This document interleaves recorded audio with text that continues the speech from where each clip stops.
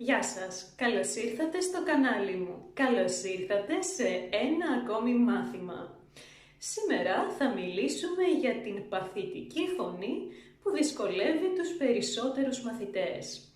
Θέλω να ξέρετε πως είναι λογικό να σας δυσκολεύει, διότι η παθητική φωνή δεν χρησιμοποιείται όσο συχνά χρησιμοποιείται η ενεργητική φωνή.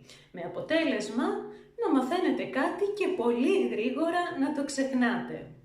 Αυτό είναι το πρώτο βίντεο που ανεβάζω για την παθητική φωνή, επομένως θα δούμε πώς σχηματίζεται ο ενεστώτας, όμως πριν από αυτό θα δούμε πότε και πώς χρησιμοποιείται η παθητική φωνή.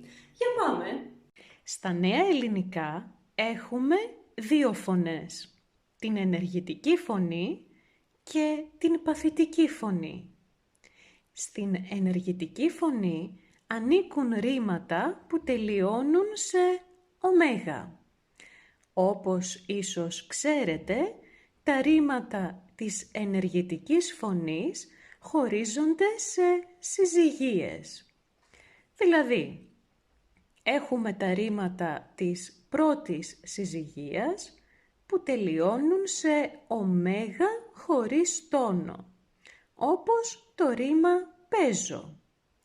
Έχουμε τα ρήματα β1 που τελειώνουν σε άο ή ωμέγα με τόνο, όπως το ρήμα αγαπάω, αγαπώ, και τα ρήματα β2 που λήγουν σε ωμέγα με τόνο, όπως το ρήμα μπορώ. Είναι σημαντικό να μπορούμε να αναγνωρίσουμε το group στο οποίο ανήκει το κάθε ρήμα, γιατί στο κάθε ένα από αυτά έχουμε διαφορετικές καταλήξεις. Δηλαδή, τα ρήματα του κάθε group κλείνονται με διαφορετικό τρόπο. Το ίδιο ισχύει και στην παθητική φωνή. Τα ρήματα της παθητικής φωνής λήγουν σε με, όμως χωρίζονται σε διαφορετικές ομάδες σύμφωνα με το γράμμα που έχουν πριν από το με. Για παράδειγμα, έχουμε ρήματα όπως το σκέφτομαι, τα οποία πριν από το με έχουν όμικρον. Και ρήματα όπως το αγαπιέμαι, που πριν από το με έχουμε ιε. Θα δούμε αναλυτικά παρακάτω όλους τους τύπους ρημάτων, γιατί τα ρήματα κάθε τύπου κλείνονται με διαφορετικό τρόπο. Όμως θέλω πρώτα, πολύ γρήγορα, να δούμε πότε χρησιμοποιούμε την παθητική φωνή. Την ενεργητική φωνή χρησιμοποιούμε όταν θέλουμε να πούμε ότι το υποκείμενο της πρότασης ενεργεί, δηλαδή κάνει κάτι. Για παράδειγμα, ο Γιώργος γράφει ένα γράμμα. Το υποκείμενο είναι ο Γιώργος, ο οποίος κάνει κάτι. Τι κάνει? Γράφει. Στην ενεργητική φωνή έχουμε και αντικείμενο. Τι γράφει? Ένα γράμμα.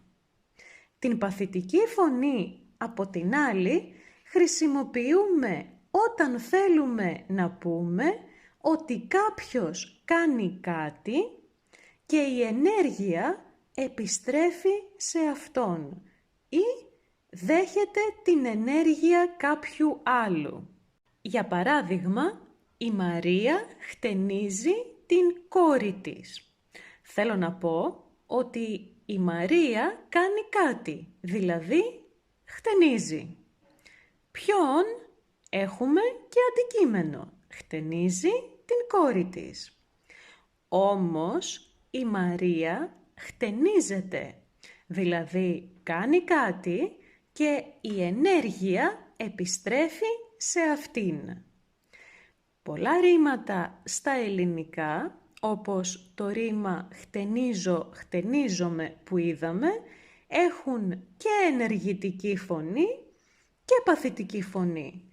Και συνήθως από την κατάληξη που έχουν στην ενεργητική φωνή μπορούμε να προβλέψουμε την κατάληξη που θα έχουν στην παθητική φωνή. Δηλαδή, τα ρήματα της πρώτης συζυγίας που στην ενεργητική φωνή λήγουν σε ωμέγα χωρίς τόνο, στην παθητική φωνή λήγουν συνήθως σε όμε. Για παράδειγμα, πλένω, πλένομαι. Καθαρίζω, καθαρίζομαι. Γράφω, γράφομαι. Διαβάζω, διαβάζομαι. Ζωγραφίζω, ζωγραφίζομαι. Βάφω, βάφομαι. Τα ρήματα τύπου Β1 που στην ενεργητική φωνή λήγουν σε άο ή ωμέγα με τόνο, στην παθητική φωνή συνήθως λήγουν σε ιέμε. Αγαπάω, αγαπιέμαι. Συναντάω, συναντιέμαι. Γεννάω, γεννιέμαι. Μιλάω, μιλιέμαι. Κουνάω, κουνιέμαι. Και τα ρήματα τύπου Β2 που στην ενεργητική φωνή λήγουν σε ωμέγα με τόνο, στην παθητική φωνή συνήθως λήγουν σε ούμε. Ενοχλώ, ενοχλούμε. Οδηγώ, οδηγούμε. Χρησιμοποιώ, χρησιμοποιούμε. Ικανοποιώ, ικανοποιούμε. Υπάρχουν όμως και ρήματα που έχουν μόνο ενεργητική φωνή.